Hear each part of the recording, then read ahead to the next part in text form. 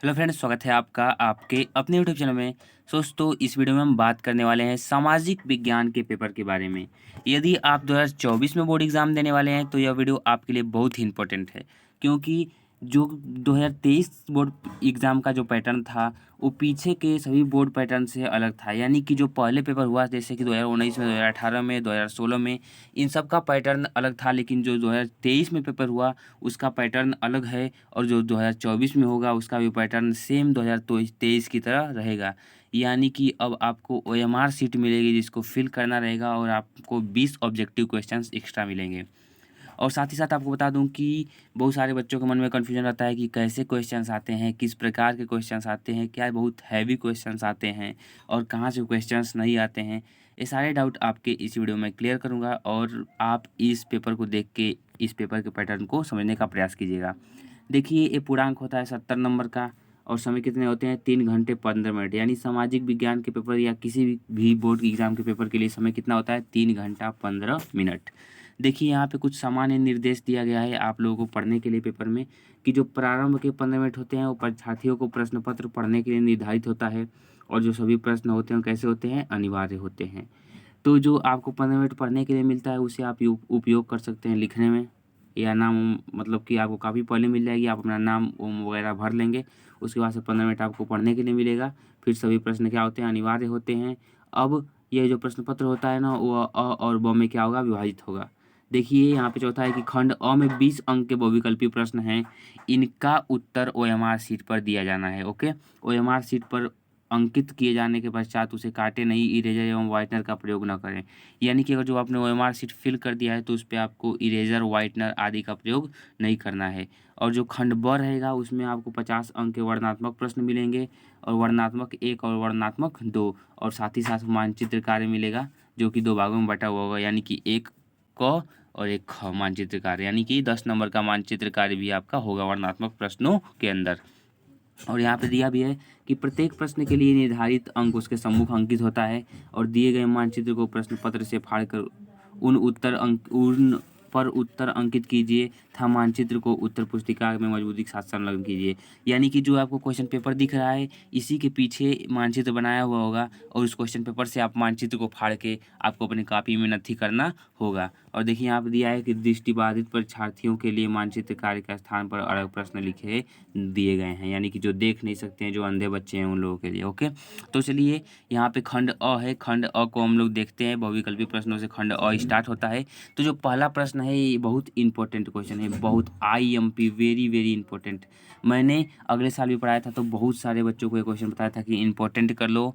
तो चलिए इसका आंसर जानते हैं। देखिए, भारतीय राष्ट्रीय कांग्रेस की स्थापना हुई तो 1885 में हुई। कौन किया था? तो एयो ह्यूम, जो कि स्कॉटलैंड का एक वैज्ञानिक था। कौन किया था? एयो ह्यूम के द्वारा कांग्रेस की स्थापना की गई थी। कब कोई की गई थी? 1885 में, जो कि स्कॉटलैंड का एक, मतलब क्या था? अंग्रेज था। ओके, आर्थिक महामंदी का प्रारंभ कब हुआ? तो आर्थिक महामंदी का प्रारंभ 1929 से हुआ था।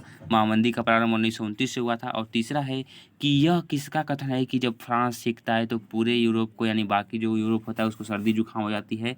तो जो ड्यूक मेटरनिक था उसने यह वर्ड बोला था। ओके, तो ये क्वेश्चन आपके यूरोप में राष्ट्रवाद चैप्टर से हैं। आई होप आप क्वेश्चन पढ़ चुके होंगे और दोहरा रहे होंगे इसको।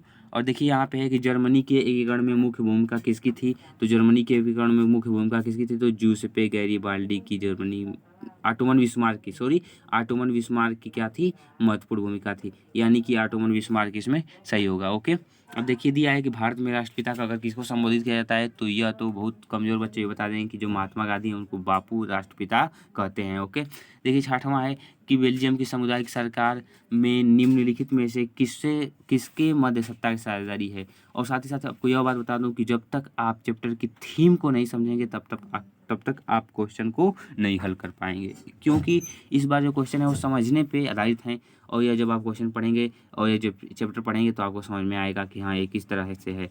देखिए, और सातवां क्वेश्चन है कि निम्नलिखित में से कौन सा सूची संघ सूची का विषय है?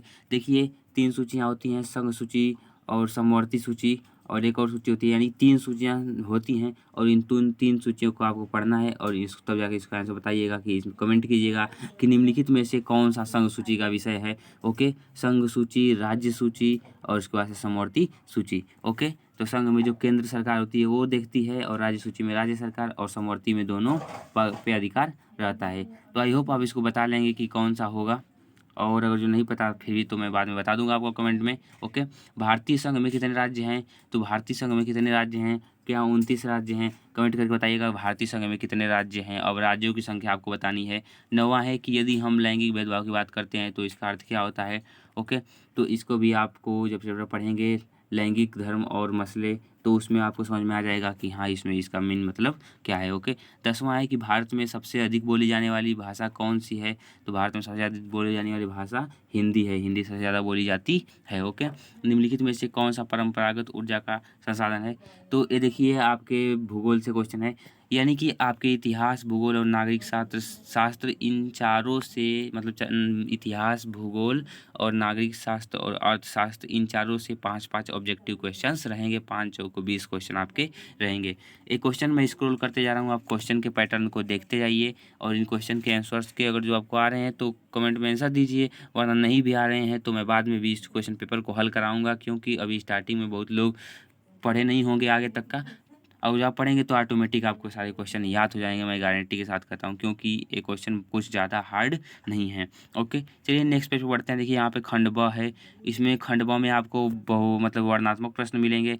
देखिए ये क्वेश्चन बहुत इंपॉर्टेंट है कि भारत छोड़ो आंदोलन के कारण और जिस पे मेजनी के विचारों पर प्रकाश डालिए और लोकतंत्र की चुनौतियाँ। ये क्वेश्चन बार बार एक ही तरीके से घुमा फिरा के रिपीटेबल हैं।